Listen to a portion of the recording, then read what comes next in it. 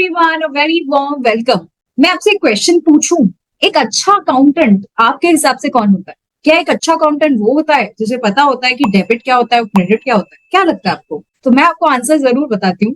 Answer ये है कि अच्छा अकाउंटेंट वो होता है वो सिर्फ और सिर्फ डेबिट क्रेडिट नहीं, बल्कि उसका इम्पैक्ट क्या होगा ट्रेडिंग पीएल और बैलेंस शीट में, और उसका इम्पैक्ट जीएसटी का, टीडीएस का, इनकम टैक्स का क्या होने वाला है, उसे सब पता हो। तो क्या आपको भी एक अच्छा अकाउंटेंट बनना है? अगर आपको एक अच्छा अकाउंटेंट बनना है तो ये वीडियो जरूर देखिएगा, क्योंकि इस वीडियो में हम बात करेंगे कि आप एक अच्छे अकाउंटेंट कैसे बन सकते हैं। तो चलिए वीडियो को शुरू से लेकर अंत तक जरूर देखिए। अगर आपकी कोई भी क्वेरी है तो कमेंट कीजिए। वीडियो अच्छा लगता है तो लाइक शेयर करना मत भूलिएगा। जल्दी से हमारे चैनल को सब्सक्राइब कर लीजिए और बेल आइकन को प्रेस कर लीजिए। तो चलिए स्टार्ट करते हैं। Legal service charges payable to Madhav Rao ₹35,000। तो सबसे पहले इसकी एंट्री क्या हो? सिंपल सी एंट्री है। लीगल सर्विस डेबिट हो जाएगा क्योंकि वो एक एक्सपेंस है, और माधव राव क्रेडिट हो जाएगा क्योंकि वो एक लायबिलिटी है। तो लीगल सर्विस जो है वो क्या हो रहा है? डेबिट हो रहा है। किस कारण? माधव राव के कारण। तो माधव राव के कारण ये डेबिट हो रहा है। तो ये जो लीगल सर्विस है हमारा कौन सा एक्सपेंस है? इनडायरेक्ट एक्सपेंस है, जो कहाँ हिट करेगा? पीएल को हिट करेगा। ठीक है, जिस कारण नेट लॉस आएगा, क्योंकि प्रॉफिट तो कुछ है ही नहीं, ग्रॉस प्रॉफिट। तो लीगल सर्विस हमारा क्या है? इनडायरेक्ट एक्सपेंस है, पीएल को हिट करेगा, जिस कारण नेट लॉस आएगा। और माधव राव यहाँ पर गलती से डेबिट दिया हुआ है, यहाँ पर क्रेडिट हो जाएगा, लीगल सर्विस से यहाँ पर आएगा। तो 35,000 सीन्स वो माधव राव क्रेडिटर है तो उसका बैलेंस भी क्रेडिट बैलेंस होगा।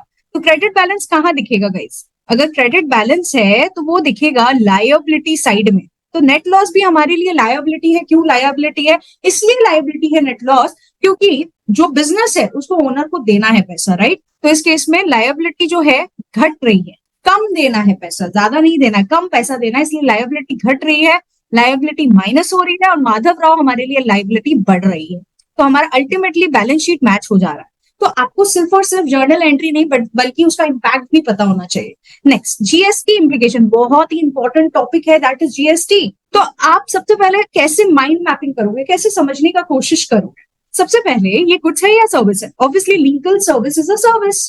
टैक्सेबल है या नहीं? ऑब्वियसली टैक्सेबल है। फॉरवर्ड में है या रिवर्स चार्ज में? रिवर्स चार्ज में है। इसका रेट क्या है? 18% रेट है।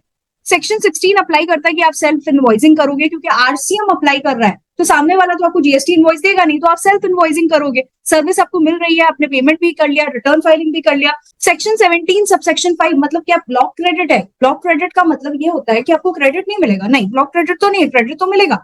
तो ये जो है सीन्स आरसीएम है तो क्रेडिट भी मिलेगा और हमको पे भी करना है। तो हमारी एसेट भी है प्लस हमारी लायबिलिटी भी है, क्योंकि क्रेडिट तो हमें मिल रहा है, संगी संग हमको पे करना है। तो input CGST RCM debit, input SGST RCM debit to input CGST RCM payable to input SGST RCM payable. तो हमारा एसेट डेबिट हो रहा है, लायबिलिटी क्रेडिट हो रहा है। अल्टीमेटली हम लायबिलिटी जो है input CGST RCM payable debit करके, input SGST RCM payable debit करके पे करेंगे बैंक को क्रेडिट करके। ठीक है, कब पे करेंगे? जब जीएसटी का रिटर्न भरेंगे तो आरसीएम का लायबिलिटी पे करेंगे। अब बात करते हैं टीडीएस के इम्प्लीकेशन के बारे में। देखो कितना अच्छे से मैंने कोशिश किया कि आपको कैसे माइंड मैपिंग करनी, कैसे एक अच्छा अकाउंटेंट बनना है, बहुत जरूरी है आपके लिए। तो whether you are liable to deduct TDS, हाँ टीडीएस तो काटा जाएगा, ठीक है, लेकिन टीडीएस का एप्लीकेबल है? हाँ है। टीडीएस का सेक्शन क्या है? 194J।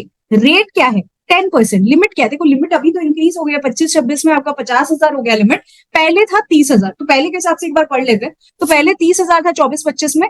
ड्यू डेट क्या है? 7th of next month.